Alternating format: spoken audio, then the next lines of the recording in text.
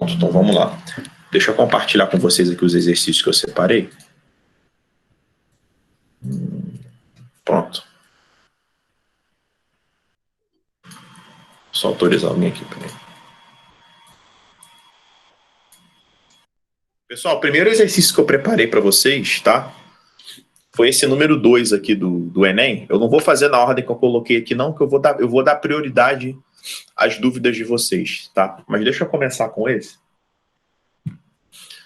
Com o avanço da ciência da computação, estamos próximos do momento em que o número de transistores no processador de computador pessoal será da mesma ordem de grandeza que o número de neurônios em um cérebro humano, que é da ordem de 100 bilhões. Uma das grandezas determinantes para o desempenho do processador é a densidade de transistores, que é o número de transistores por centímetro quadrado. Em 1986, uma empresa fabricava um processador com 100 mil transistores distribuídos em 0,25 centímetros quadrados de área. Desde então, o número de transistores por centímetro quadrado que se pode colocar em um processador dobra a cada 2 anos. Ele chama isso aí de lei de Moore. Considere 0,3 como aproximação para o log de 2 na base 10.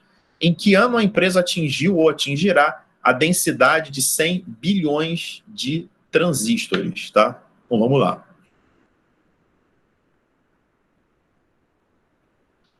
Vamos embora. Pessoal, eu resolvi pegar essa questão aqui para começar, porque eu quero passar uma ideia muito importante para vocês sobre coisas que crescem exponencialmente, né? A gente está acompanhando toda essa situação aí da expansão do coronavírus e está se falando muito sobre crescimento exponencial, né? Pessoal, o que é um crescimento exponencial? Crescimento exponencial, a rigor na matemática, tá? É qualquer crescimento que obedeça essa função aqui, ó. Y igual a A elevado a X, sendo A uma base entre 0 ou 1, aí seria um decrescimento exponencial, ou sendo A uma base maior que 1. Eu posso ter, por exemplo, uma curva, né, de contaminação que obedece a essa função aqui, ó. Isso aqui é um crescimento exponencial? Mas é muito baixo. Então, cuidado para vocês não serem enganados com crescimento exponencial. O mais importante é qual é o fator do crescimento exponencial. Essa aqui é a ideia. Existe uma fórmula, tá, que a gente vai ver até em juros compostos, que diz o seguinte: o valor futuro é igual ao valor inicial vezes 1 mais ou menos a taxa de crescimento elevado ao tempo. Eu quero que vocês anotem isso aí, tá? É muito importante vocês irem para a fórmula, para a prova, com conhecimento dessa fórmula. Valor futuro é igual ao valor inicial ou valor presente, tá? Que multiplica 1 mais ou menos a taxa de crescimento. Esse I aqui é a taxa de crescimento elevado ao tempo. Eu quero que vocês reparem que essa taxa de crescimento ela pode ser positiva, mas ela também pode ser negativa, tá? Uma coisa ela pode reduzir um determinado percentual com o passar do tempo, tá certo? E a gente fala que isso aqui, esse 1 mais ou menos I, é o fator. Eu chamo isso aqui de fator. Eu só não uso o nome fator de crescimento, porque pode ser decrescimento também, né? Então, esse 1 mais ou menos I é o fator. Por que é importante a gente colocar esse mais ou menos I? Por que é importante a gente contemplar a taxa percentual de crescimento, tá?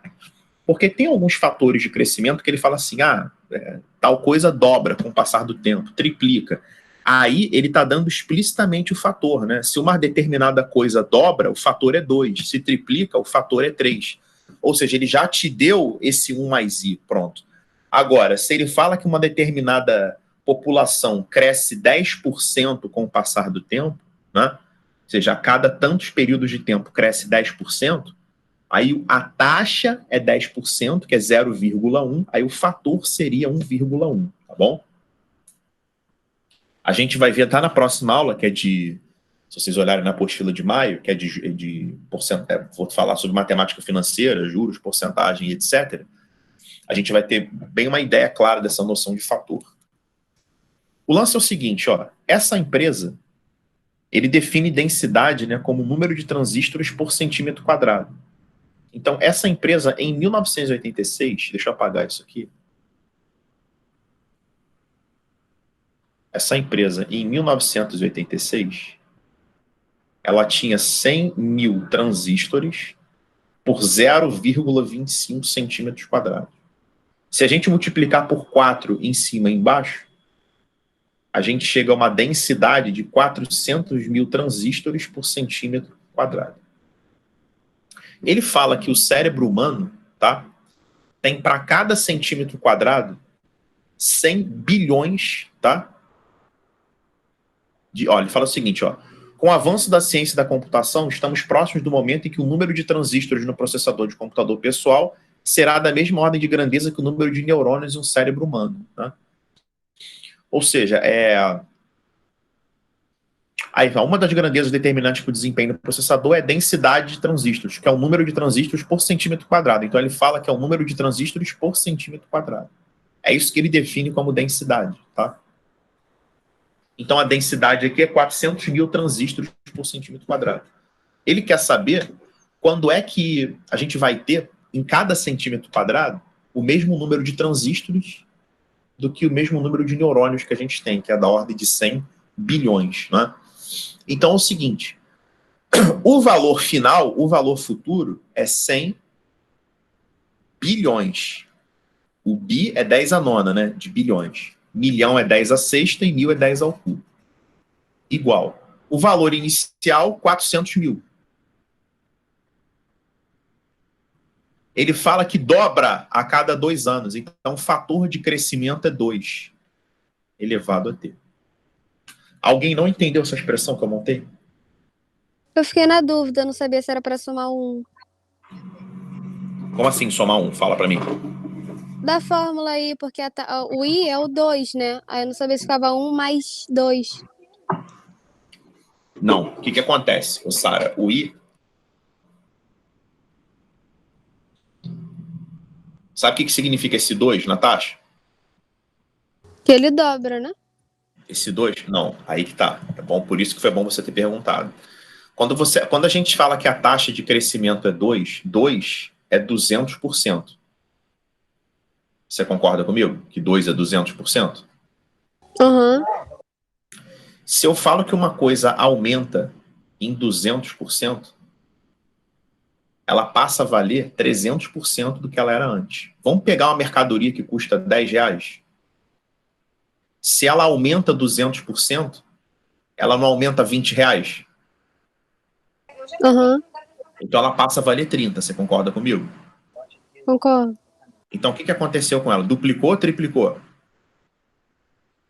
Triplicou. Ah, o dobro já triplica. É meio que isso. Não, não. Tu não pode falar para os outros que o dobro triplica, senão as pessoas não vão... Não, vendo assim. Não, o lance é o seguinte, não confunda o fator, que é o resultado final, com a taxa de crescimento. Quando a gente fala que uma coisa, tá? Quer ver? Deixa eu colocar aqui, ó. Quando ele fala que uma determinada coisa dobra, tá? Ele está dizendo que o fator já é o 2. Ou seja, a taxa é 100%. Um determinado produto que aumenta 100% o seu preço, ele dobrou de preço, tá? Então, não confunda a taxa de crescimento, que é o I dessa fórmula, com o fator. O fator já é o resultado do 1 mais I. O que eu estou falando é o seguinte, quando o exercício falar explicitamente que uma determinada coisa dobra, triplica, quadruplica, ele não está te dando o I, ele já está te dando direto o fator, que é o resultado do 1 mais I. Você entendeu a diferença? Agora entendi. Eu tava Se confundindo. nesse exercício eu falasse que tinha um aumento de 100% a cada 2 anos, eu estaria falando a mesma coisa, que dobra a cada 2 anos. Tá bom? Tá bom. Deixa eu apagar isso aqui. Então a gente precisa resolver essa equação exponencial. O que eu posso fazer aqui para melhorar um pouco a nossa vida é passar para a potência de 10, né? Isso aqui é 10 elevado a 11. Isso aqui é 4 vezes 10 à quinta. vezes 2 elevado a t. Vai ficar 2 elevado a t, é 10 elevado a 11, sobre 4 vezes 10 a quinta. 2 elevado a t, 10 a 11 sobre 10 a quinta dá 10 a sexta, dividido por 4. Como eu não consigo colocar o 10 na base 2, o que é que eu vou fazer? Eu vou aplicar log dos dois lados. E eu vou dar o peteleco aqui, eu vou ficar com t vezes log de 2, e aqui vai ser a regra da divisão, né? Vai ficar log de 10 a sexta menos o log de 4. Log de 2 é 0,3. Log de 10 a sexta, você dá um peteleco no 6, fica 6 vezes o log de 10. E o 4 é 2 ao quadrado, que vai ficar 2 log de 2. Aí você vai ficar com t vezes 0,3 igual a 6 menos 0,6. T vezes 0,3 igual a 5,4. O t vai dar 18. Tá? Agora tomem cuidado. Tá? A resposta não é 18 anos, porque ele fala que dobra a cada 2 anos. O que você achou aqui foram 18 períodos de 2 anos. Ou seja, 36 anos. Se você pegar a data de 1986 e somar 36 anos, a gente vai lá para o ano de 2022, que é a letra C. Alguém quer perguntar alguma coisa sobre essa questão?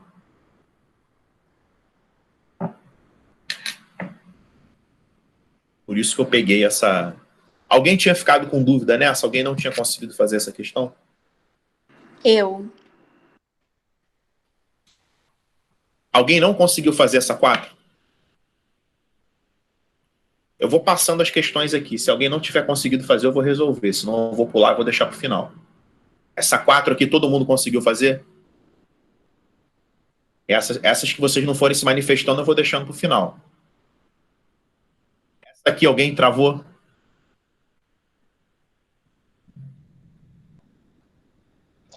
Eu não consegui entender muito bem ela, não. Eu vi o gabarito, mas eu não consegui entender. Beleza. Vamos lá, 14. Admita que a ordem de grandeza de uma medida x é uma potência de base 10 com expoente inteiro n. X está entre 10 elevado a n menos 1 meio e 10 elevado a n mais 1 meio. Considere que o terremoto tenha liberado uma energia E em joules, cujo valor numérico é tal que log de E na base 10 é 15,3. A ordem de grandeza de E em joules equivale a... Bom, no enunciado ele está definindo o que é ordem de grandeza, né? Ele fala, admita que a ordem de grandeza de uma medida x é uma potência na base 10, tá? Com expoente n inteiro. O que ele está querendo dizer para a gente? Ele está querendo dizer o seguinte...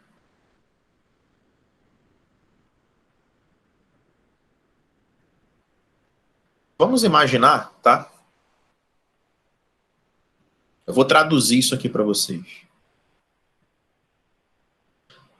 Eu vou até escrever uma coisa aqui, para vocês não esquecerem mais. Ó, a ordem é o arredondamento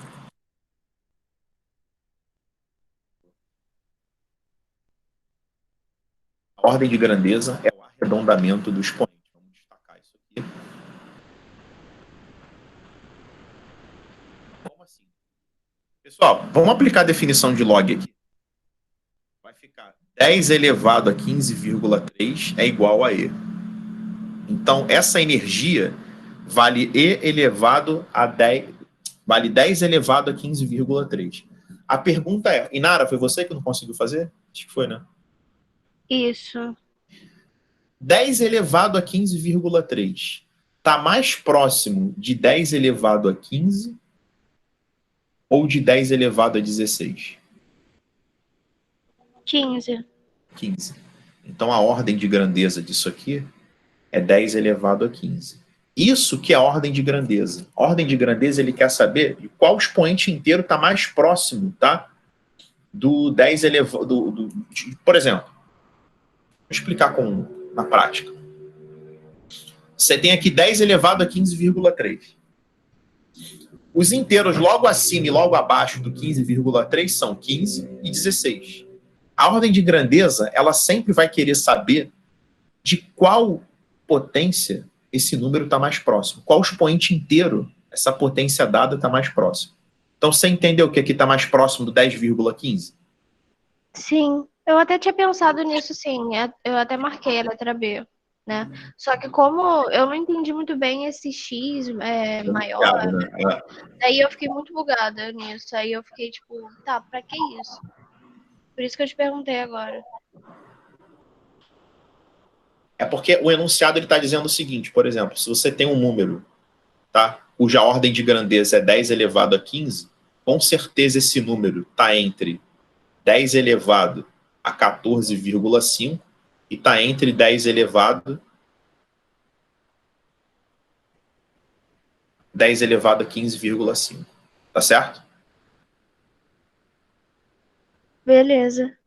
Só que aí, essa ideia, ela é mais complicada do que essa que eu estou te passando, que é a mesma coisa, entendeu? De que a ordem de grandeza é um simples arredondamento do expoente. Tá bom? Ok, beleza. Ele fala o seguinte, todos os números que têm ordem de grandeza 10 elevado a 15, eles estão entre 10 elevado a 14,5 e 10 elevado a 15,5. Repara que tem um igual aqui, ó, no 14,5.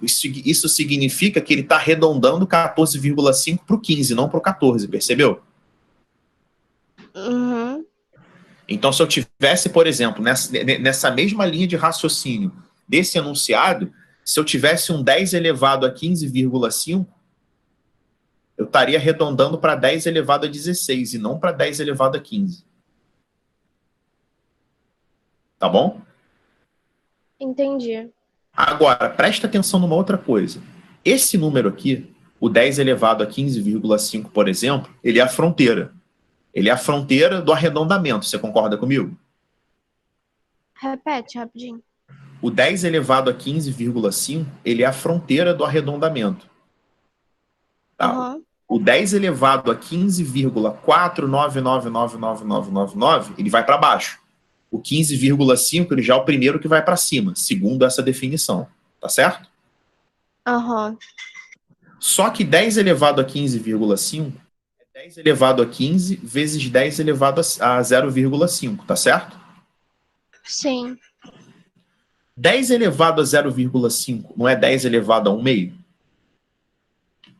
Uhum. Isso aqui não é a raiz quadrada de 10? Sim.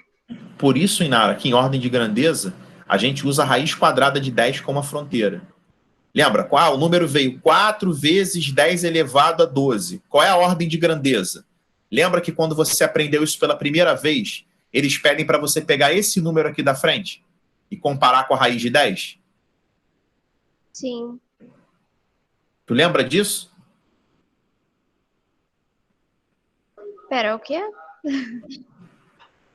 Peraí, deixa eu apagar isso aqui. Deixa eu escrever outra coisa aqui, ó. Qual é a ordem de grandeza desse número aqui?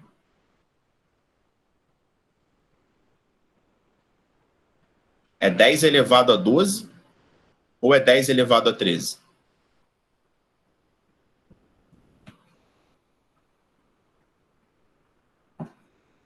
É 10 elevado a 12, não? Vou te explicar por quê. Quando a potência, ela não... O que acontece? Se você tiver uma potência fracionária, tá? Uma potência decimal, é muito fácil, é só arredondar. Só que aqui a potência está 10 elevado a 12, tá vendo? Uhum. Você vai pegar esse número da frente aqui. Quando vocês aprendem ordem de grandeza pela primeira vez, vocês pegam esse número aqui da frente e comparam esse número com a raiz quadrada de 10. Você nunca aprendeu dessa forma? Não. Tá? Então, o que acontece? Quando vier um número na frente da potência, você tem que pegar esse número que vem na frente e comparar com a raiz quadrada de 10. Se ele for maior que a raiz quadrada de 10, é porque esse número, na verdade, ele é 10 elevado a 12, vírgula pouquinho, mas com certeza esse vírgula pouquinho ele é maior do que 5.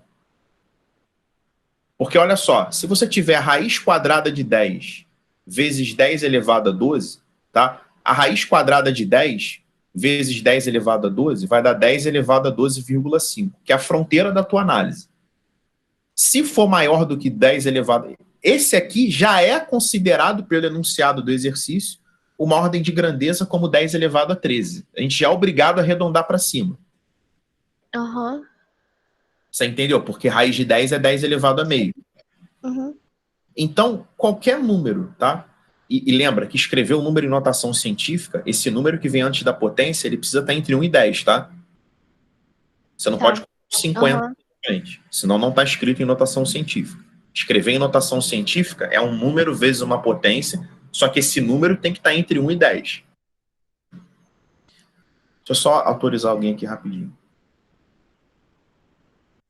Então, o lance é o seguinte. Tá vendo essa raiz quadrada de 10? Você vai pegar esse número 4 e vai comparar com a raiz quadrada de 10. Se o 4 for maior do que a raiz quadrada de 10, esse expoente vai ser maior do que 12,5. Aí você vai ser obrigado a arredondar para cima. Então, aqui, a ordem de grandeza é 10 elevado a 13. Beleza? Beleza. A raiz quadrada de 10, para você ter uma noção, é aproximadamente 3,16. É um número bem perto do π. Então, se você pegar o número e ele for maior do que a raiz quadrada de 10, vai arredondar, vai jogar para cima a potência. Se ele for menor do que a raiz quadrada de 10, você vai deixar a potência do jeito que ela está. Então, por exemplo, ó, se fosse isso aqui.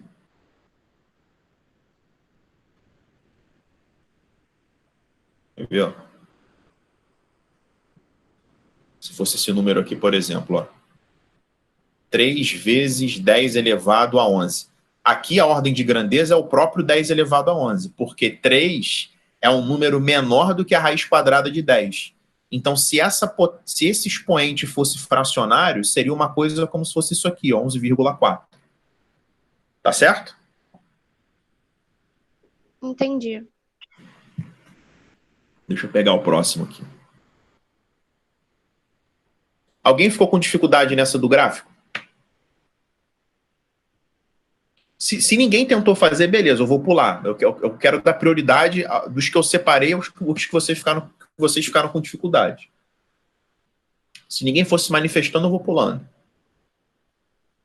Esse aqui, alguém ficou com dificuldade? 17? Eu, Milena. Eu, Tainá, também. Vamos lá. Para melhor estudar o Sol, astrônomos utilizaram filtros de luz em seus instrumentos de observação. Admita que um filtro que deixe passar 4/5 da intensidade da luz que nele incide. Admita um filtro que deixe passar 4/5 da intensidade da luz que nele incide. Para reduzir essa intensidade a menos de 10% da original, foi necessário utilizar N filtros. Considerando log de 2 0,301, o menor valor de N é igual a... Bom, pessoal, o que ele está falando é o seguinte, ó. Você tem aqui uma determinada intensidade de luz. Aí você tem aqui o primeiro filtro posicionado. Vamos supor que a intensidade de luz, eu vou chamar de intensidade inicial, I0. Quando eu coloco o primeiro filtro, só deixo passar 4/5 dessa intensidade luminosa. Ou seja, só passam 4/5 de I0. Aí eu coloco um outro filtro. Coloco o meu filtro número 2. Quando eu coloco o meu filtro número 2, só vão passar 4/5 disso aqui, ou seja, só vão passar 4/5 ao quadrado de I0. Alguém não entendeu esse 4/5 ao quadrado? Porque é 4/5 de 4/5 de I0. Por isso que ficou 4/5 ao quadrado. Eu achei difícil entender isso lendo ele. Mas você entendeu agora? Agora sim. Aí tu vai fazer isso até chegar nesse menos de 10%. Na verdade, não necessariamente. O que eu vou fazer? Eu vou fazer só até o próximo para você ver qual o padrão, qual o comportamento. No próximo filtro, vou colocar aqui, no filtro número 3, eu só vou deixar passar 4/5 do que entrou. Então vai ser 4/5 ao cubo de I0. O que eu quero que vocês percebam é que o expoente do 4/5, ele é igualzinho ao número do filtro, né? Quando eu tenho o primeiro filtro, é 4/5 elevado a 1 que passa. Quando eu tenho o segundo filtro, é 4/5 ao quadrado. E quando eu tenho o terceiro, é 4/5 ao cubo. Vai chegar um momento que quando eu colocar o meu enésimo filtro, a intensidade da luz que vai passar vai ser 4/5 elevado a n da intensidade inicial. Esse é o segredo, é você perceber que o número do filtro é igual ao expoente do 4/5. O exercício, aí então, a intensidade da luz que passa é igual a 4/5 elevado a n da intensidade inicial, tá? Se vocês prestarem atenção, essa relação ela é muito parecida com essa aqui, ó. Valor final é valor inicial vezes o fator elevado ao tempo. Só que a diferença é que o fator aqui é 4/5. É assim que a gente chega naquela fórmula, inclusive, lá em cima, né? Aqui eu mostrei para vocês o passo a passo. O exercício, ele quer, ó, que a intensidade que emerge do enésimo filtro seja menor do que 10% da original. O que eu vou fazer? Eu vou calcular o momento que a intensidade vale rigorosamente 10% da inicial. Eu vou calcular quantos filtros eu preciso colocar para que a intensidade que saia do meu último filtro seja 10% da inicial. Ou seja, eu vou trocar esse I por 0,1 e 0, igual a 4/5 elevado a n de I0.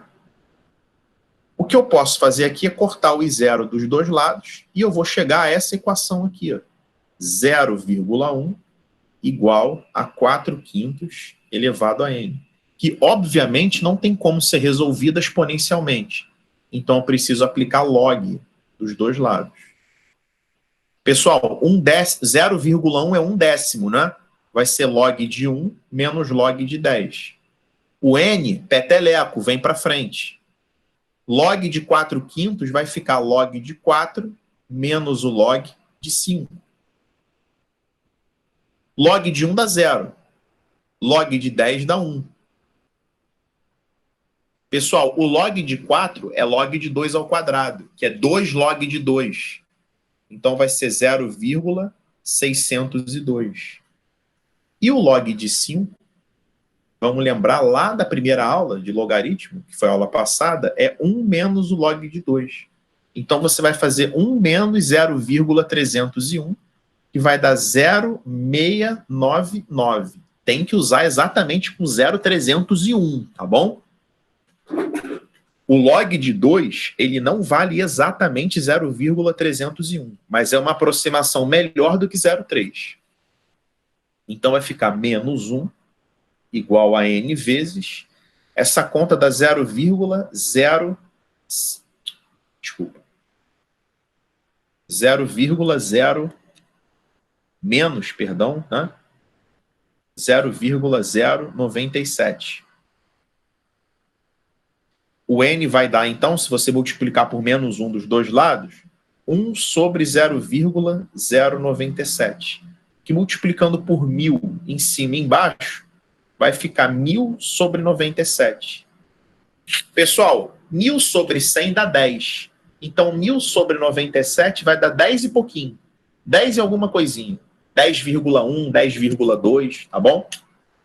Aqui a gente não precisa fazer essa conta, tá? Porque como eu sei que 1000 sobre 100 dá 10, se eu diminuir um pouquinho o denominador, eu vou aumentar um pouquinho a resposta. Então isso aqui dá 10 e pouquinho. Se você fizer a conta, vai dar isso. Agora, eu não tenho como colocar 10 filtros em alguma coisa. O lance é o seguinte, se eu colocar só 10 filtros, eu não vou alcançar esse 10%. Agora, se eu colocar 11 filtros, eu vou passar, mas é o menor inteiro que passa de 10 e pouquinho. Por isso que a resposta é 11 filtros, tá? O valor exato, para passar exatamente 10% da intensidade inicial, é 10 filtros e alguma coisa. Quer ver? Vou pegar a calculadora aqui e vou fazer a conta exata para vocês. Tá? Vou fazer a conta certinha aqui. 1000 sobre 97. Vai dar 10,3, tá? Aproximadamente. Eu não tenho como ter 10,3 filtros. Vou colocar o valor aproximado aqui. 10,3. Tá? Então eu preciso colocar 11. Porque se eu colocar 10, não é uma questão de você aproximar. Cuidado. Se eu coloco só 10 filtros, eu não consigo chegar aos 10%. Vou ficar com um valor maior do que 10%. Eu preciso passar dos 10. Por isso que a resposta é 11. Alguém quer perguntar alguma coisa sobre essa questão 17? Tanto na 2 quanto na 17, eu fiquei com dificuldade de montar a fórmula. A fórmula vai ser sempre assim? Sempre. Isso que você está vendo, valor final é igual ao valor inicial, que multiplica mais ou menos a taxa elevada ao tempo, chama-se equação do crescimento exponencial, ou decrescimento. Tá bom? Beleza. Tá? E você Milena? Milena? Oi. Você já viu a fórmula montante é igual a capital que multiplica mais a taxa elevada ao tempo? Aham. O montante não é o valor final? É.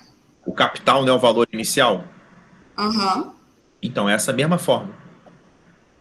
Ah, tá. É porque eu não lembrava de matemática financeira.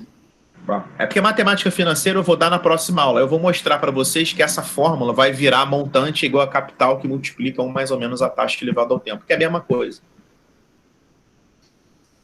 Tá? Isso ajuda muito vocês a construírem a questão.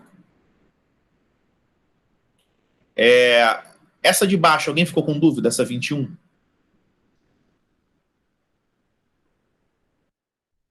Eu vou resolver prioritariamente as que vocês me chamarem para dúvida.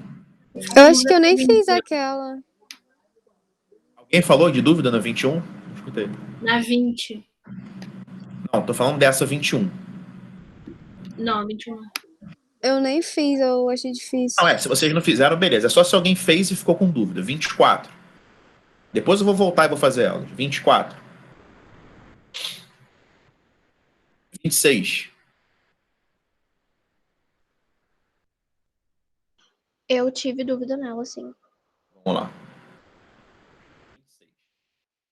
Um tanque cilíndrico com altura igual a 3 metros, com altura igual a 3 metros e diâmetro da base medindo 2 metros, está completamente cheio de água. Uma rachadura em sua base faz com que o volume armazenado seja reduzido de 4% a cada hora. Perceberam? Isso aí é um crescimento, é um decrescimento, no caso, que tem um fator exponencial. Pessoal, um crescimento ou um decrescimento, para ele ser considerado exponencial, tá? Basta ele ter um comportamento de ser basta ele ter um fator, tá bom? Seja ele baixo, seja ele alto, a cada período de tempo. Se uma coisa, por exemplo, triplica a cada 5 horas, ela tem um crescimento exponencial. Se uma coisa aumenta 10% a cada 10 horas, também tem um aumento exponencial, só que ele é bem pequeno, tá? Então, o principal, até quando eu estou vendo muita matéria sobre curva de epidemia, e gráfico em escala logarítmica, e gráfico não sei das quantas, o principal que a gente tem que ver do crescimento exponencial não é o fato de saber se o crescimento é exponencial ou não, é saber qual é o fator do crescimento exponencial. Isso que é o mais importante. Está crescendo com qual fator, tá bom? É o fator 2, é um fator preocupante, porque ele dobra a cada determinado período de tempo. É um fator 1,01, pô, é tranquilo, só está crescendo 1%, tá bom? Então, essa é a ideia principal. Assinale a opção que apresenta o tempo transcorrido entre o início do vazamento e o instante que o volume armazenado atingiu 4 metros cúbicos. O único preconceito que vocês tinham que ter nessa questão, tá? É saber o volume do cilindro. Então, quando a gente tem um cilindrinho aqui, deixa eu só colocar o nosso cilindro aqui. Pessoal, volume do cilindro rapidamente aqui. Aqui eu tenho o raio do cilindro e aqui eu tenho a altura.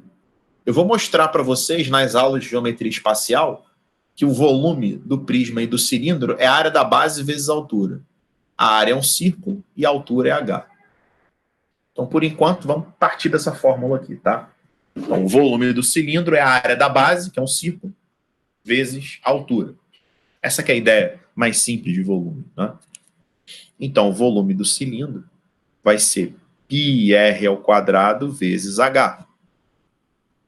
O π vale 3, o raio é 1 ao quadrado e a altura vale 3. Então, estamos falando de um volume de 9 metros cúbicos. O volume começa em 9 metros cúbicos e termina em 4. Ele fala que o volume final é 4. Então, vamos lá usar a nossa expressão. Volume final, que é o valor, né? Igual ao volume inicial, 1 mais ou menos a taxa de crescimento elevado ao tempo. O valor final, que é o volume final, dá 4. O inicial é 9. A gente tem um decrescimento de 4%, 0,04, elevado ao tempo. Beleza? Inara, beleza? Eu não tinha botado. Eu tinha botado só 9 vezes 0,04. Aí se você bota... Você tinha posto o quê? Eu botei 4 igual a 9 vezes 0,04. Elevado Só isso? ao tempo. Isso. Não. Aí você está dizendo que teve uma redução de 96%. É diferente. Quando você multiplica uma determinada coisa por 0,04, você está assumindo uma redução de 96%. Se você ganha R$1.000 numa empresa e você multiplica teu salário por 0,04, passa a ganhar R$40. Você teve uma perda de R$960. E não o contrário, entendeu? Entendi. Então vamos lá atacar esse problema agora, pessoal. Vai ficar 4 igual a 9 vezes 0,96 elevado ao tempo. Passa o 9 dividindo, vai ficar 4 nonos, 0,96 elevado ao tempo. Obviamente, tem que usar logaritmo aqui. Log disso aqui e log. Aí vai ficar log de 4 menos o log de 9 igual, peteleco vai ficar t vezes log de 0,96. O log chato aqui é o log de 0,96. Então, eu vou calcular separado o log de 0,96. Pessoal, sempre que vocês forem calcular um logaritmo e tiver em decimal, passa para fração, porque tem propriedade para fração, né? Então vai ser log de 96 menos o log de 100. Aí eu sou obrigado a fatorar o 96, né? Por 2 dá 48, por 2 dá 24, por 2 dá 12, por 2 dá 6, por 2 dá 3, por 3 vai dar 1. Então fica 2 à quinta vezes 3, menos o log de 100. Log de um produto vira soma de logs, menos o log de 100. E nesse 5 eu dou um peteleco. 5 log de 2 mais log de 3 menos o log de 100. Pessoal, o log de 2 é 0,3. O log de 3 é 0,48 menos 2. Então vai ser 1,5 mais 0,48 menos 2. Dá 0, perdão, vai dar 1,98 menos 2, que é 0,02 negativo, né? Menos 0,02. Então aqui eu vou ficar com log de 4, que é 2 log de 2, que é 0,6, menos o log de 9, que é 2 vezes o log de 3, igual a t vezes o log de 0,96, que é menos 0,02. Vai ficar menos 0,36 igual a t vezes menos 0,02. O t vai dar 18. Então, são 18 horas. Tem que ficar esperto para ver o período de tempo. Se ele fala que é 4% a cada hora, a gente achou 18 horas.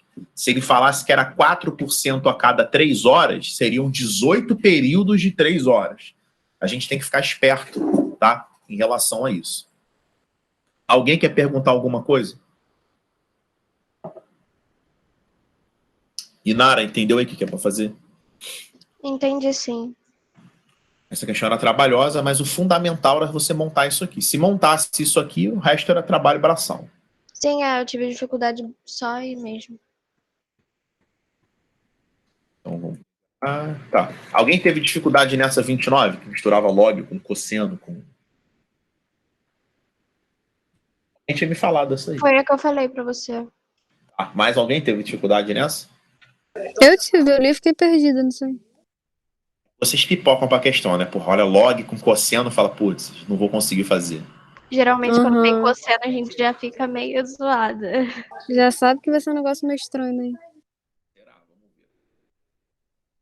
Pessoal, o lance é o seguinte, ó. Aqui eu tenho uma soma de 2 logs da mesma base, né? Ele está pedindo para a gente resolver essa equação, basicamente. Esses caras, um dia, já tiveram juntos na mesma base 4. E era isso aqui, ó.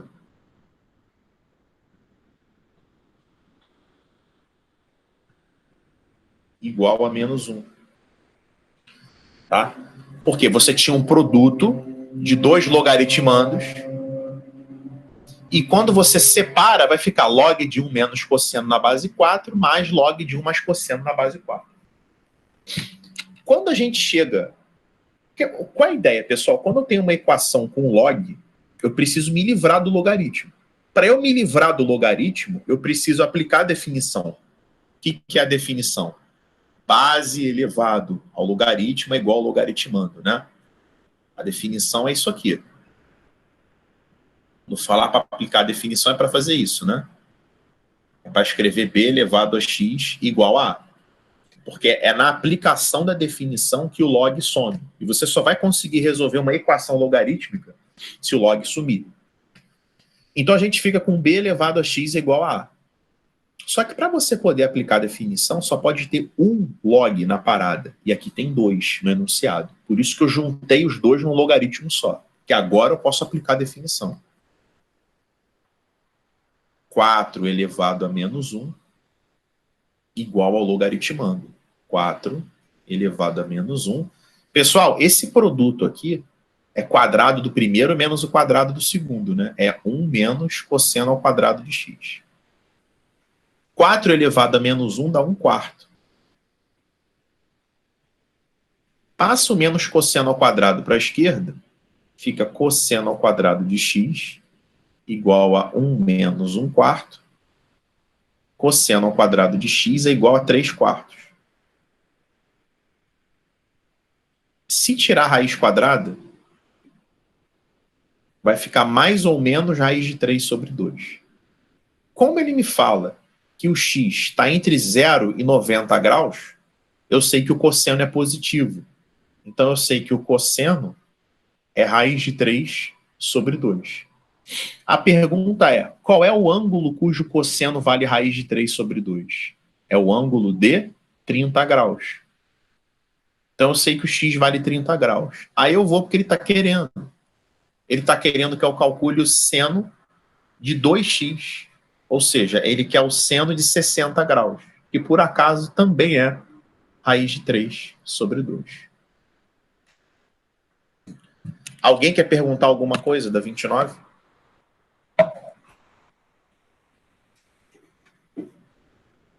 Quem falou que teve dúvida, entendeu o que eu fiz?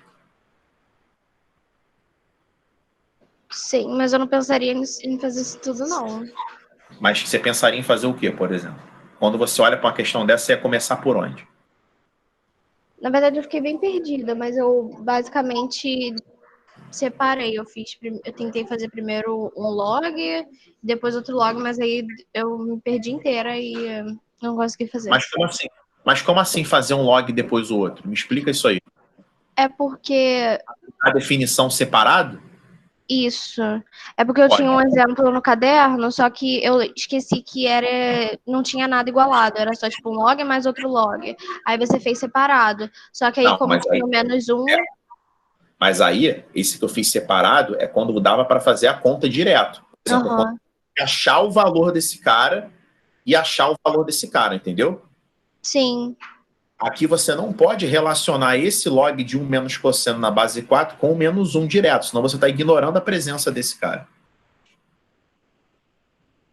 Aquele que eu fiz na apostila era como se fosse uma coisa assim, ó, log de 8 na base 2 mais log de 0,001, por exemplo. Aqui não tem igual a nada. Aqui eu posso achar o valor desse cara, achar o valor desse e somar, entendeu? Entendi. Quando você tem uma incógnita aqui no log, que é esse caso, não dá para você resolver. Porque para você resolver, eu preciso igualar a x e aplicar a definição. Você não pode ficar com duas variáveis.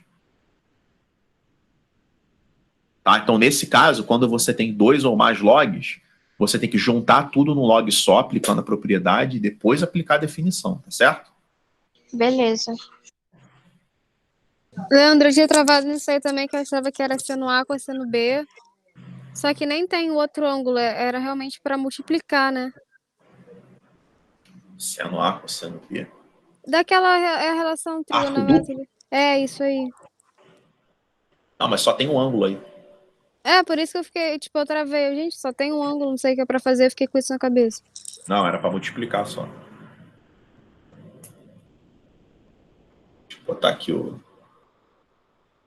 Essa aqui alguém ficou com dúvida?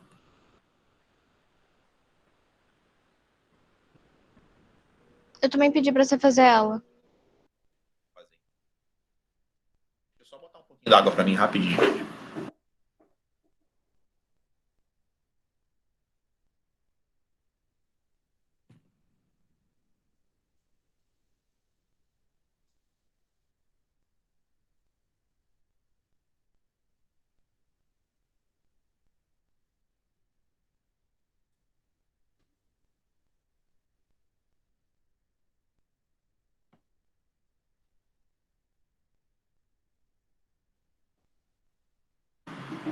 Vamos lá.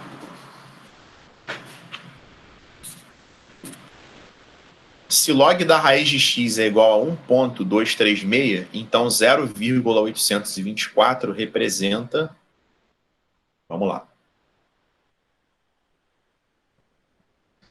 Log da raiz de x, 1,236.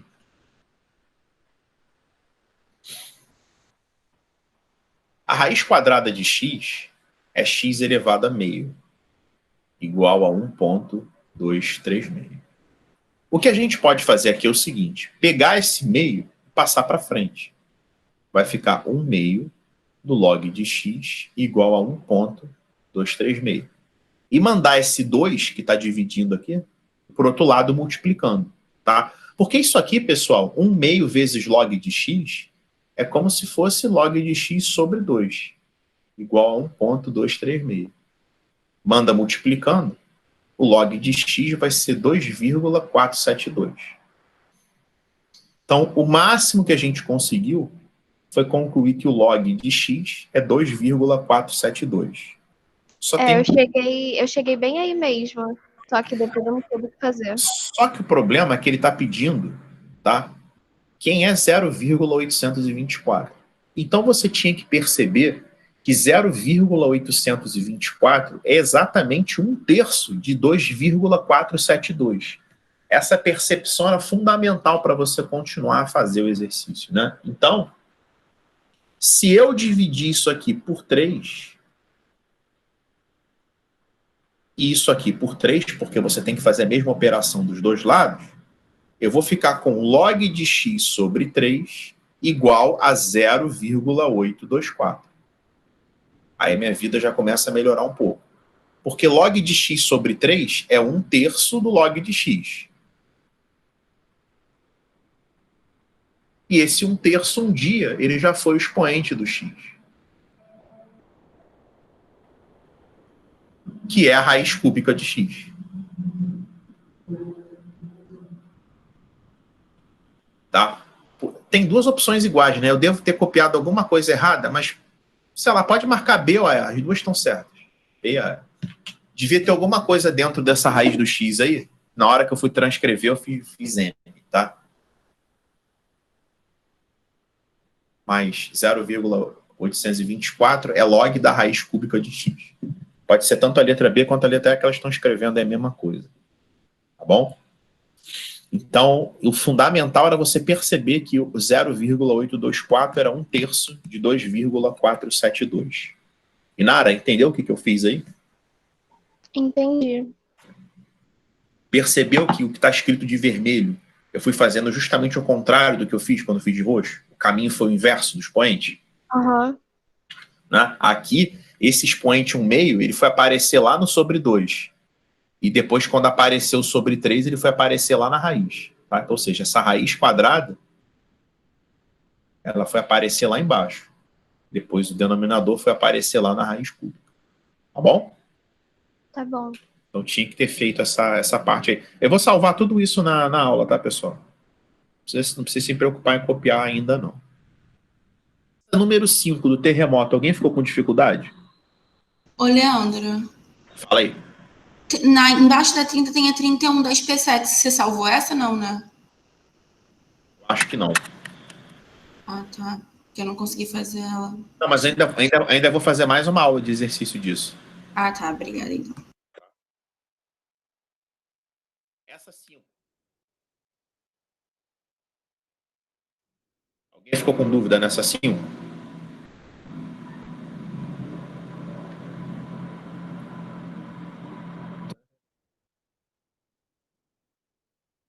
Essa é número 7.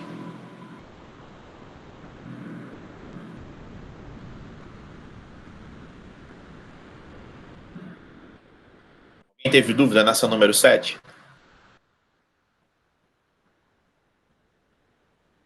Alguém fez e acertou? Quem fez a 7? Eu fiz. Eu achei letra E. Vocês fez usando o logaritmo ou fez por algum outro método? Eu fiz na mão. Tá, vê se na mão que você fez foi assim, porque eu quero fazer essa questão, eu quero dar 2 soluções para essa questão, tá? Eu vou até colocar, eu vou duplicar esse slide aqui. Eu quero dar 2 soluções para ela. Então vamos lá na solução número 1. Solução número 1 é o que a gente vai chamar de fazer na mão.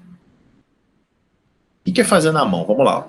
Em setembro de 87, Goiânia foi palco do maior acidente radioativo ocorrido no Brasil, quando uma amostra de césio-137, removida de um aparelho de radioterapia abandonado, foi manipulada inadvertidamente por parte da população. Eu me lembro dessa porra, quando eu era pequeno. O pessoal levou o césio para casa, passou no corpo, comeu. Aí é bizarro isso, né, cara? Ignorância é falar, mas vamos lá, para que o cara estuda química? Por exemplo, para perceber que não pode fazer uma besteira dessa, né? Já seria aplicação prática que já ia salvar a vida de alguma pessoa. Estava abandonado no lixão. Normalmente lixão é perto de comunidade carente, né? Eu me lembro que isso ganhou muita repercussão quando eu era pequeno. Eu nasci em 84, eu não lembro do episódio, mas no começo da década de 90 se falava muito sobre isso. Tem um filme, né, que eles fizeram sobre exatamente isso. Uma menina que pegou, levou para casa e contaminou a família inteira. Eu não vi esse filme, não, mas o pessoal pegou, passou no corpo, deixou de enfeite na casa. É pessoa, cara, tu deixar uma pedra de césio de poste de enfeite. Tipo, tem ali o santinho, uma vela, tu botou uma pedra de césio do lado. O pessoal deixou de enfeite. Mas o passar no corpo foi bizarro. A pessoa foi passando no corpo e brilha, né? Aí saiu passando na língua, né? Aí, meu irmão, quem comeu, então morreu uma galera aí, fora complicação que teve de câncer, de tumor, que foi uma festa, né? Mas, enfim. Aí ele fala o seguinte: a meia-vida de um material radioativo é o tempo necessário para que a massa desse material se reduza à metade. Então, esse é o conceito químico de meia-vida, né? A meia-vida do césio-137 é de 30 anos, e a quantidade restante de massa de um material radioativo após T anos é calculada pela expressão M de T igual a A, que multiplica 2,7 elevado a KT. Provavelmente esse 2,7, a banca aproximou o valor do E, não é? Onde A é a massa inicial e K é uma constante negativa. Considere 0,3 como aproximação para o log de 2 na base 10. Qual o tempo necessário em anos para que a quantidade de massa do césio-137 se reduza à metade da quantidade inicial? Bom, vamos lá. Pessoal, o fazer na mão, e vocês podem fazer isso em química também, pega a massa inicial, considera que é 100%. Quando passa uma meia-vida, Ou seja, quando se passam 30 anos, a sua massa já vai ser de 50%. Passou mais 30 anos, você já vai ter uma massa de 25%. Passou mais 30 anos, você já vai ter 12,5%. Ou seja, já se passaram 90 anos e eu ainda não cheguei no 10%. Por isso que o gabarito tem que ser 100. Então, essa seria uma maneira de você resolver essa questão muito rapidamente, por exclusão. Foi assim que você fez, Milena? Foi. Eu cheguei em... Eu fui fazendo a continha mesmo, né? Aí eu cheguei em 17,2, ou seja, só podia ser 100. 17,2 veio da onde? Se você for dividindo, 12,5% vai ser o 17,12. Aí já tinha passado todas as alternativas. Peraí. Se dividir 12,5 por 2? Não. Foi exatamente isso, só que eu fiz a conta com 137. Foi só isso. Não. Então, olha só, vamos lá. Só para... Aí, como você vai fazer prova de química também, o que é Césio 137? Você se confundiu com Césio. Não significa que tem 137 gramas de Césio. Césio 137, tá? É o Césio com número de massa 137. Tá certo? É um isótopo do Césio. Césio 137. Se a gente pegar a tabela periódica, deixa eu ver se eu tenho uma aqui. Isso é importante esclarecer, porque existe uma interdisciplinaridade. Deixa eu abrir a tabela periódica aqui. O Césio, ele é 55, tá? O número atômico do Césio vale 55. Ou seja, o elemento químico que tem número atômico 55 é o Césio. A massa dele pode variar. Então, existe Césio com massa 137. Pode ser... Aí eu não quero entrar na química, tá? Mas pode ser que exista Césio com massa 136, 138. Não é o número de massa que define o elemento químico, e sim o número atômico. Então, quando você encontrar Césio 137, ele está falando do Césio que possui número de massa 137, tá ok? Beleza, Milena? Beleza. Tá? Ele não está dizendo que tem 137 gramas de Césio. Mas, obviamente, se você considerou, por coincidência, que partimos de 137 gramas de Césio, você verificou que vai ter uma hora que a massa... Você só fez mais conta, né? Mas você provou que chegou um momento, porque você calculou que 10% é 13,7, aí você concluiu que chegou em 17 e pouco, ainda não bateu os tais 13,7. É porque as questões de química de meia-vida são exatamente assim. Eles dão um elemento e um número. E é para você reduzir a metade da meia-vida do número do no número de massa do elemento que ele deu. Não, não é não. É para você reduzir a metade da massa e não do número de massa, tá bom? O lance é o seguinte: se você fizer com o número de massa, qual é a ideia? Quando a gente coloca 100%, que nem eu fiz aqui, não importa se você pode pegar qualquer número. Você pode partir de uma massa de 14.800 gramas e ir reduzindo, dividindo por 2. Não tem importância, tá? Por isso que se você pegar coincidentemente o número de massa, vai funcionar. Mas não confunda a massa dada do exercício com o número de massa, tá? Porque eu poderia te dizer que temos 80 gramas de Césio 137. Aí você teria que pegar, quando ele dá a massa, você tem que pegar a massa e não o número de massa, tá? Isso eu tô te falando com certeza absoluta. Não precisa nem conferir com o Alcide, tá certo? Certo. Apesar de não ser a minha área, mas isso aí eu posso te dar certeza. Não confunda a massa dada com o número de massa. Quando ele não der a massa, você pode pegar o número de massa que vai funcionar, mas é melhor você pegar o 100%, que as contas vão ser mais simples, tá certo? Aí você pode partir Aí você pode partir do 100%, que vai te dar muito menos trabalho do que pegar o número de massa do cara. Enfim, essa era a solução na mão. A gente conclui que passados 90 anos, eu já chego em 12,5%. Tá? Se passados 90 anos eu chego em 12,5%, eu precisaria de mais um pouquinho para chegar em 10%. Agora tem um problema. E se o gabarito dessa questão... E se o gabarito dessa questão fosse assim? Letra A, 95. Letra B, 98. Letra C, 104. Letra D, 110. Letra E, 100. Aí ferrou, né? Por quê? Aí esse tipo número 1, essa solução número 1 na mão, já ia babar. Porque aqui eu só concluí que é acima de 90. Se você tivesse todas as opções acima de 90, aí ferrou. Então eu vou ensinar vocês a chegar no 100, a chegar na resposta 100. Ele fala, e preste atenção, a solução que eu vou fazer agora pode cair numa questão discursiva de química. A solução que eu vou fazer agora, a matemática que eu vou usar aqui, pode ser objeto de uma questão discursiva difícil, considerada difícil de química. Vocês vão reparar que as questões mais difíceis de química, algumas das mais difíceis de química, têm uma matemática pesada por trás. Quando ele fala que a meia-vida é de 30 anos, ele está querendo dizer para mim o seguinte: pessoal, a massa inicial vale A. Quando ele bate uma meia-vida, quando passa o tempo de uma meia-vida, a massa passa a ser A sobre 2. E nisso são transcorridos 30 anos. Então você vai ficar com A sobre 2 igual a A vezes 2,7 elevado a 30K.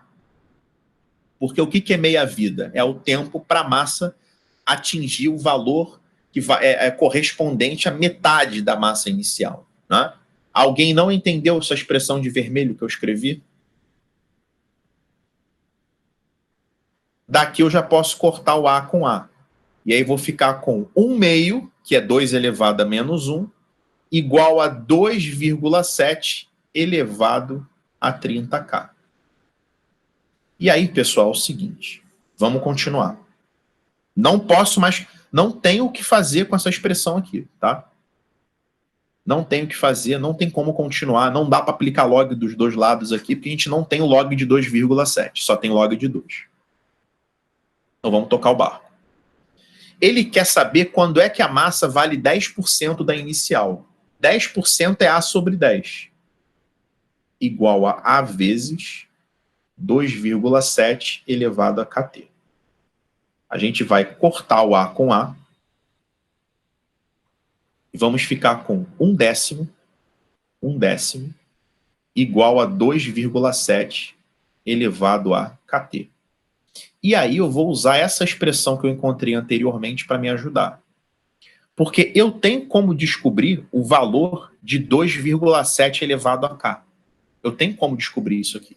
Que me ajudaria bastante aqui, né? Porque essa expressão que eu cheguei é 2,7 elevado a K, que está elevado ao tempo, né? Potência de uma potência. Repete a base e multiplica os expoentes. Ô, Tainá, abre o áudio comigo aí rapidinho. Oi. Tu tem alguma ideia de como tirar esse 30 daqui?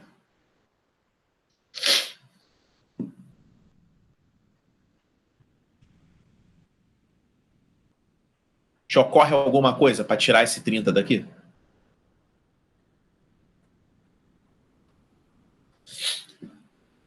Sim ou não? Por enquanto, não. Por enquanto, não. Vai ter ainda, né? Por enquanto, ainda não chegou essa ideia. Por exemplo, se fosse isso aqui, 30K igual a 20, como é que tu tira o 30 daqui? Passa dividindo. Você faz a operação inversa, não faz? Da multiplicação. Sim.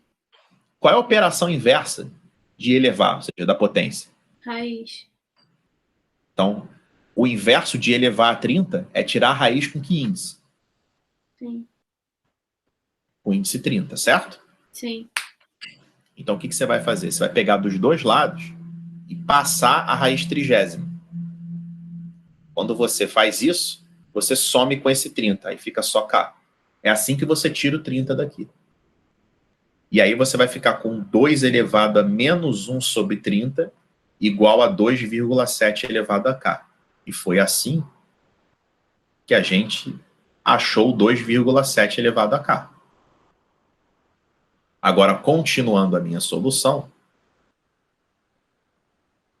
eu vou ficar com 1/10 é igual 2,7 elevado a cada 2 elevado a menos 1 sobre 30. E tudo isso está elevado a t. Aí eu vou ficar com 1/10 igual a 2 elevado a menos t sobre 30. Cheguei nessa parte aqui. Agora eu vou aplicar log dos dois lados e vai ficar bem mais simples. Porque vai ficar log de 1/10 igual a log de 2 elevado a menos t sobre 30. Vai ser log de 1 menos log de 10 igual a menos t sobre 30 vezes o log de 2. Isso aqui vai ficar 0 menos 1 igual a menos t sobre 30 de 0,3. Aqui que você vai encontrar o t igual a 100. Tá? Vai ficar menos 0,3t igual a menos 30, t igual a 100. Então, é assim que encontra exatamente o t igual a 100. Tá? Quem achou essa questão difícil, tá? Isso é uma questão difícil de meia-vida, se não tivesse opção. Por exemplo, a prova da UERJ, ela é discursiva, né? Isso poderia ser perfeitamente uma questão 8, 9 ou 10 ali, que são as piores, da prova de Química da UERJ, né? Isso aí, sem opção, ia te obrigar a fazer dessa forma. Você não ia ter condições de exibir essa solução aqui, tá? Porque ele está querendo o valor exato, ele não está querendo uma aproximação. Alguém quer perguntar alguma coisa sobre esse jeito de resolver a questão? Ao invés de tirar a raiz de 30, eu apliquei log e fiz uma expressão para o K. E aí depois eu botei aqui no cantinho esquerdo. Vamos lá, deixa eu fazer contigo aqui. 2 elevado a menos 1. Deu certo, mas pode? 2,7 elevado a 30k. Você aplicou log dos dois lados aqui. É. Aí ficou 30k vezes o log de 2,7. Uhum. Aí o teu k ficou log de 2 elevado a menos 1 sobre 30 vezes log de 2,7. Esse foi o teu k. É. Aí... Pode fazer. Ah, tá. Ok. Vai dar um pouco mais de trabalho, mas pode fazer assim. Ficou meio... Um pouco. Dá muito, mas fica maior a solução. Mete um pouco mais de medo, mas pode fazer sim. Mas você entendeu o que eu fiz de tirar a raiz 30ª dos números? Entendi. Porque, pessoal, é importante que vocês saibam que o passar para o outro lado é fazer a operação inversa dos dois lados, tá? Por exemplo, quando você tem raiz cúbica de x igual a 10, e você quer o x, você quer se livrar da raiz cúbica, aí você é obrigado a fazer a operação inversa da raiz cúbica, que é elevar ao cubo. Tá? Por isso que fica x igual a 1000. Muita atenção nessa história de quando a gente quer se livrar de um número, é só ver onde ele está e qual é a operação inversa. Essa aqui, alguém ficou com dificuldade? A 20? Eu.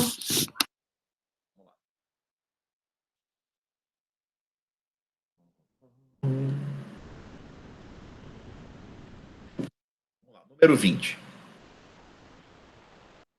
O número em centenas de indivíduos de um determinado grupo de animais X dias. Li tudo errado.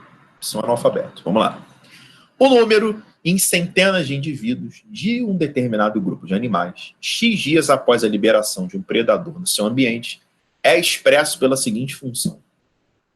F de x é igual a log de x à quarta na base 5 raiz cúbica de 5. Beleza, hein? Após 5 dias da liberação do predador, o número de indivíduos desse grupo presente no ambiente será igual a... Bom, o cara está querendo que a gente substitua o x por 5 e calcule o f de x, né? Eu já vou chamar de y aqui para facilitar. Então ele está a fim de resolver essa equação aqui. Log de 5 à quarta na base 5 raiz cúbica de 5. Aí é definição, né? Base elevado ao logaritmo é igual ao logaritmando. E aí vamos ficar com 5 raiz cúbica de 5 elevado a y igual a 5 à quarta. O lance é que esse 5 raiz cúbica de 5 está muito feio, né? Isso aqui, ó. 5 raiz cúbica de 5. Pessoal, raiz cúbica de 5 é 5 elevado a 1/3, né? Expoente dividido por índice. Como aqui o expoente é 1, repete a base e soma. Fica 1 mais 1/3. São 4/3. Então é muito mais simpático você escrever 5 elevado a 4/3 elevado a y. Nada de y aqui, gente. Espera aí. Ficando maluco. Aqui é 4, pô. Então 4. Igual a 5 elevado a 4, né? Porque é 5 raiz cúbica de 5 elevado a y igual a 5/4. Eu só escrevi errado aqui. Aí eu ajeitei o 5 raiz cúbica de 5 para 5 elevado a 4/3. Aqui a gente vai repetir a base e multiplicar os expoentes. E agora eu estou pronto para cortar. Para fazer o corte. Ó. Vai ficar 4y sobre 3 igual a 4. Y é igual a 3. Só que acontece que ele fala o número em centenas de indivíduos, né? Então são 3 centenas. Ou 300. Quem perguntou isso aí, entendeu? Quem perguntou essa questão 20? Eu, Tainá, entendi, mas foi... Entendeu? Entendi, foi falta de atenção. Ao invés de colocar 2/3, eu coloquei 4. Ao invés de colocar 4/3, eu coloquei 2/3. Tu fez 1 menos 1/3, né? Isso. Não, entendeu então a parada? Entendi. E essa questão, cara, maldita, tem que tomar cuidado porque tem o 3 no gabarito, né? Então, se não olhar ali o número em centenas de indivíduos, vai pra vala. Pessoal, olha só, essas duas questões aqui, essas duas, elas são extremamente grandes. Essa número 3, tá? Como a próxima aula, ela é de matemática... O que vai ser a próxima aula? A próxima aula de matemática vai ser uma... de matemática 1, tá? Ela vai ser a transição do logaritmo para matemática financeira, porque vocês vão ver que tem muito exercício de matemática financeira que a gente usa logaritmo. E eu vou pegar esse aqui como exemplo. Então, eu vou deixar esse número 3, tá? Guardado para a próxima aula, quando apresentar para vocês os conceitos de matemática financeira. E eu vou pegar essa questão aqui, com certeza, quase ninguém conseguiu fazer, que é a número 6. Essa questão, ela é considerada aí por alguns professores uma das questões mais difíceis do Enem de todos os tempos. Mas eu quero resolvê-la com vocês aqui para mostrar que até a questão mais difícil de todos os Enems, se a gente fizer com calma e aplicar a técnica, dá para fazer. Tá? Então, eu nem vou perguntar essa 6. Alguém conseguiu fazer a 6? Na moral, chegar na resposta? Eu nem tentei. Essa questão, quando tu olha para a opção, tu fala, tipo, beleza, já pula. Né? Eu vou resolver com vocês essa questão, tá? Eu vou resolver com calma para a gente entender como é que a gente vai chegar no gabarito dela. Então, vamos lá. Número 6. Um engenheiro projetou um automóvel cujos vidros das portas dianteiras foram desenhados de forma que suas bordas superiores fossem representadas pela curva de equação y igual a log de x, conforme a figura. A forma do vidro foi concebida de modo que o eixo x sempre divida ao meio a altura h do vidro e a base do vidro seja paralela ao eixo x. Então, o que ele está falando aí nessa primeira frase é que essa altura h ela é dividida ao meio, ou seja, aqui eu tenho h sobre 2 e aqui eu tenho menos h sobre 2, porque está abaixo do zero. Né? Obedecendo a essas condições, o engenheiro determinou uma expressão que fornece a altura h do vidro em função da medida n de sua base em metros. A expressão algébrica que determina a altura do vidro é... Aqui estão só os gabaritos, tá? Mas eu vou tentar resolver a questão aqui. Vou fechar aqui. Um barulho na rua. Pessoal, como é que a gente vai agredir essa questão? O lance é o seguinte. Tem um cidadãozinho aqui, tem um número, tá? Que está entre 0 e 1. E eu vou chamar esse número aqui, vou colocar de vermelhinho, eu vou chamar ele de K. Então, a nossa premissa é que o K é um número entre 0 e 1. Tá? Isso é visual. Tá? O K está posicionado entre o 0 e 1. Tá? K é um número qualquer aqui entre 0 e 1. Ele fala que partindo desse K, partindo desse cara que eu batizei de K, eu ando N unidades no eixo X, até chegar nesse ponto aqui que é o final da minha porta de vida. Que seria, então, K mais N. Agora, o que eu vou fazer? Eu tenho 2 pontos aqui no gráfico. Eu conheço as coordenadas desses 2 pontos. Eu tenho esse ponto P1 e eu tenho esse ponto aqui, que é o ponto P2, tá? Esse ponto P1, a abscissa dele vale K e a ordenada vale menos H sobre 2. E o ponto P2, a abscissa vale K mais N e a ordenada vale H sobre 2. Então, eu vou pegar a minha expressão, o meu gráfico, que é o gráfico simples, tá? É o y igual a log de x, e vou substituir P1 e P2. Quando eu substituir o P1, eu vou ficar com essa expressão aqui, ó. Eu vou ficar com H sobre 2, perdão, com menos H sobre 2, que é o y dele, igual a log de K. E quando eu substituir o P2, eu vou ficar com H sobre 2 igual a log de K mais N. Então, eu só substituir aqui o P1 e o P2, tá? O que eu posso fazer daqui para frente? Agora eu posso tentar juntar essas 2 equações, tá? Por causa desse H que elas têm em comum. Esse H tá fácil de isolar, não é? Na primeira, o H ele vai ser menos 2 log de K. Na segunda, o H vai ser 2 log de K mais N. Como eu sei que esses caras são iguais a H, eu posso assumir que 2 log de K mais N é igual a menos 2 log de K. E aqui eu consigo, pelo menos miseravelmente, cortar o 2 dos 2 lados. E aí eu vou ficar com log de K mais N mais log de K é igual a 0. Foi assim que eu juntei os 2 logs. Então, quando eu tenho uma equação, aí ó, a gente vai fazer um raciocínio parecido, tá? A gente vai fazer um raciocínio parecido com essa questão aqui, ó.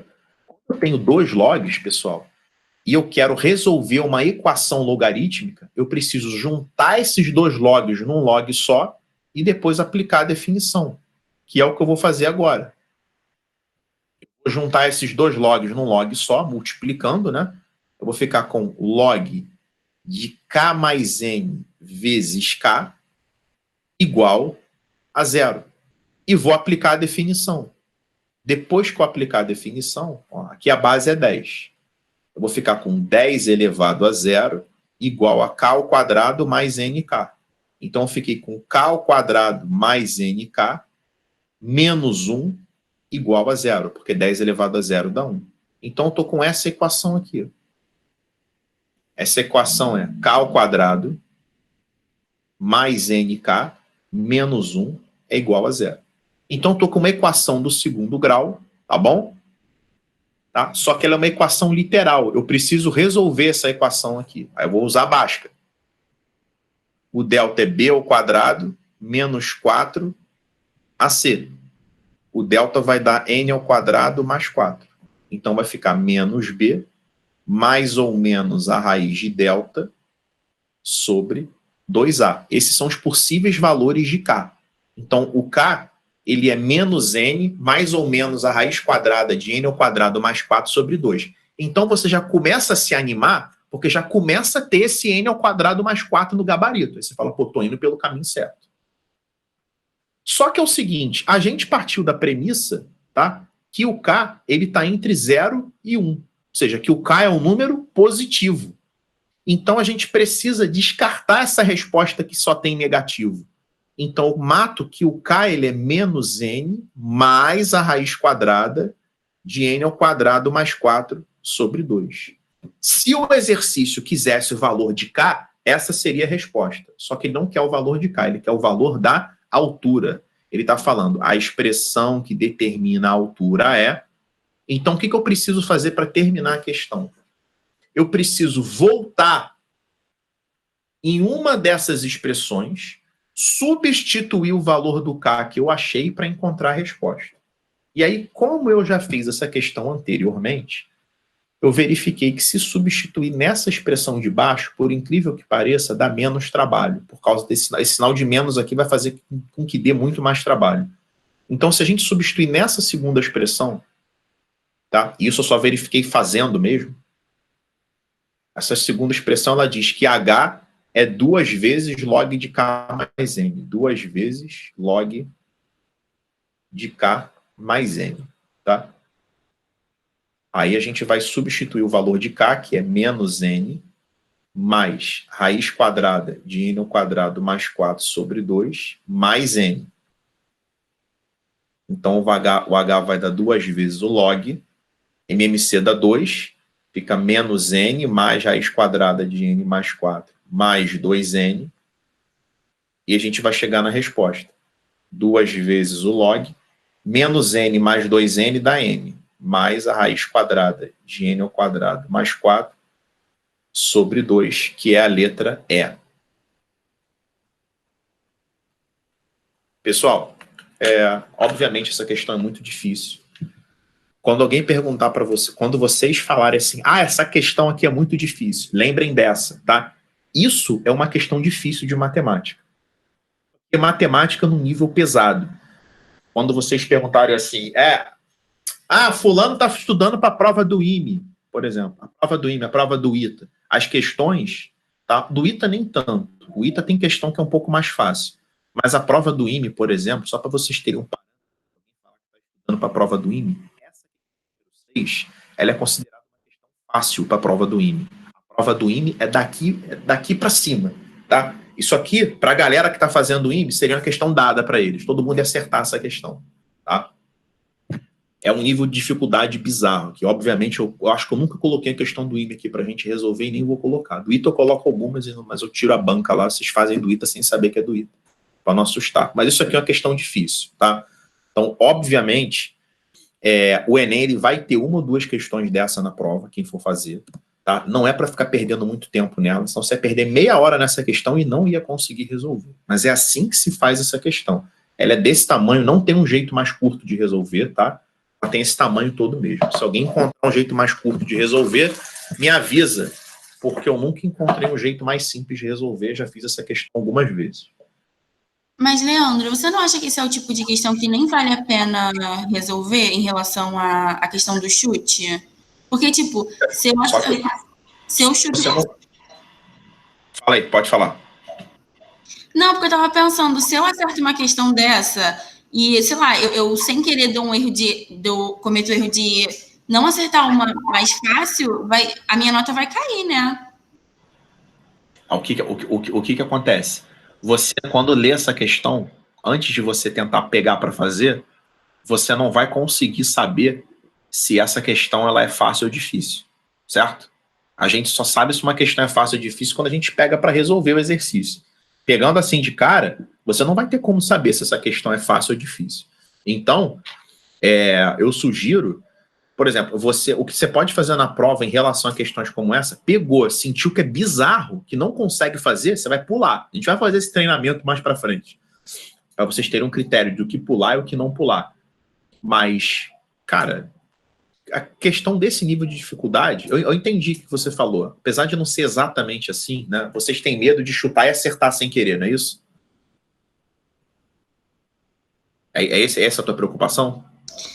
Também, porque, tipo assim, vamos supor que eu nem chutei, que eu consegui fazer uma questão absurda dessa, coisa que com certeza não ia acontecer, mas... E aí, tipo assim, sei lá, aconteceu de eu marcar errado alguma outra. Pelo que me falaram, a nota cai muito em relação a eu acertar uma questão muito difícil que, tipo, quase ninguém acertaria. Então, se eu pego e marco a letra certa, isso poderia até me prejudicar, né? Não é assim que funciona? Não, o que acontece? Teoricamente, Milena, se você é capaz de fazer uma questão dessa e acertar, você vai acertar as fáceis também. o TRI, ele pune quem acerta difícil e erra fácil, que ele vai, mas não, isso não é para uma questão específica, tá? Se você teve um desempenho nas questões difíceis, em todas, melhor do que nas questões fáceis, o sistema entende que você chutou, tá? É claro que se você pegar um caso isolado, pode ser que o cara realmente tenha conseguido fazer as difíceis e deu bobeira nas fáceis, mas isso não é o que acontece majoritariamente, tá? Mas não fica preocupada com isso não. Se você tiver bagagem para conseguir resolver essa questão, é altamente provável que você vai ter conseguido resolver as questões fáceis. Não erra de sacanagem, não. Às vezes você sabe fazer uma difícil, faz. Tá? Porque se você tem matemática para resolver a difícil, você também tem matemática para resolver a fácil. Agora, o que você tem que fazer na prova do Enem, que é o que a gente vai treinar mais para frente, é começar a prova, tá? Tentando identificar e resolver as questões de nível fácil. Isso é importante. E fazer as difíceis se der tempo, se sobrar tempo. Entendeu? É porque, tipo, eu acho o tempo muito curto para fazer 45 questões de matemática e ainda tem, tipo, as outras. Aí eu sempre fico tentando analisar isso, qual que eu deveria fazer, qual que eu não... Mas você fica tranquila que tudo isso a gente vai treinar. Vocês não vão para a prova sem estratégia, não. Relaxa. A gente vai treinar exaustivamente essa estratégia de fazer a prova do Enem. Um pouco mais para frente, que ainda não é o momento disso. Tá bom? Beleza. Pessoal, então na próxima aula eu vou resolver mais alguns exercícios de logaritmo e vou começar a matéria nova. Aí vocês me mandem no privado o que vocês gostariam que eu fizesse na próxima aula de logaritmo, que eu já vou começar com elas. Tá bom? Eu vou salvar essa aula aqui e vou colocar lá na plataforma. Então, pessoal, até a oficina, tá bom? Então, um beijo para vocês aí. Tchau, tchau. Ô, Leandro. Fala aí. Eu ia só te falar que eu tive um problema com o simulado, porque